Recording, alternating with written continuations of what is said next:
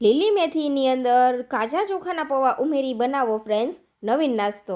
ખૂબ જ સરસ ટેસ્ટી બનશે. તો તેના માટે એક મિક્સર જાર લેવાનું છે. તેની અંદર આદુ, મરચાં, લસણ અને સૂકા ધાણા ઉમેરીને આ રીતે ક્રશ કરી લેવાના છે, પાણી ઉમેર્યા વગર. સાથે પૌવાને આપણે થોડી વાર માટે પલાળી દઈશું. ત્યાં સુધીમાં મેથી પણ આપણે ઝીણી સમારી લીધી છે. તો તેની અંદર થોડા વેજીટેબલ ઉમેરવાના છે ઝીણા સમારીને, જેમાં આપણે કેપ્સિકમ, ગાજર, ડુંગળી, લીલા ધાણા, ચટણી ક્રશ કરેલી હતી તે, લીલું લસણ અને થોડા રૂટીન મસાલા ઉમેરવાના છે, જેમાં ધાણા જીરું પાવડર, લાલ મરચું, હળદર પાવડર, આમચૂર પાવડર, ચાટ મસાલો અને સ્વાદ અનુસાર નમક. પછી જે આપણે પૌવા પલાળીને રાખેલા હતા તે પૌવા ઉમેરી દેવાના અને ચણાનો લોટ ઉમેરી દેવાનો. બધી વસ્તુને સારી રીતે મિક્સ કરી દેશું. અહીંયા ફ્રેન્ડ્સ તમને પસંદ હોય ને તો કોઈ પણ બીજા વધુ મસાલા ઉમેરવા હોય તો ઉમેરી પણ શકાય છે. પાણી ઉમેર્યા વગર આ રીતે બધું મિક્સ કરીને તેમાંથી આપણે આ રીતના શેપ આપી દેવાનો છે, ટિક્કી જેવો.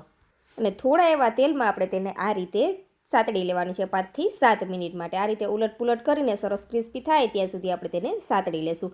તમે આને તળી પણ શકો છો, પણ જો તમે વેટ લોસ માટે બનાવતા હોય ને તો આ રીતે થોડા એવા તેલમાં સાતડીને બનાવવાનું, જેથી ટેસ્ટ પણ ખૂબ જ સરસ આવે. તો તૈયાર છે ફ્રેન્ડ્સ નવીન રીતે મેથીનો નવો નાસ્તો. જે લોકો મેથી નહીં ખાતા હોય ને તે પણ રોજે કિલો મેથી લઈ આવશે. એટલી સરસ ટેસ્ટી આ મેથીનો નાસ્તો બનીને તૈયાર થાય છે ફ્રેન્ડ્સ. તો જરૂરથી ટ્રાય કરજો. રેસીપી પસંદ આવી હોય ફ્રેન્ડ્સ તો ફોલો કરવાનું ભૂલતા જ નહીં. મળીશું નવા વિડીયોમાં.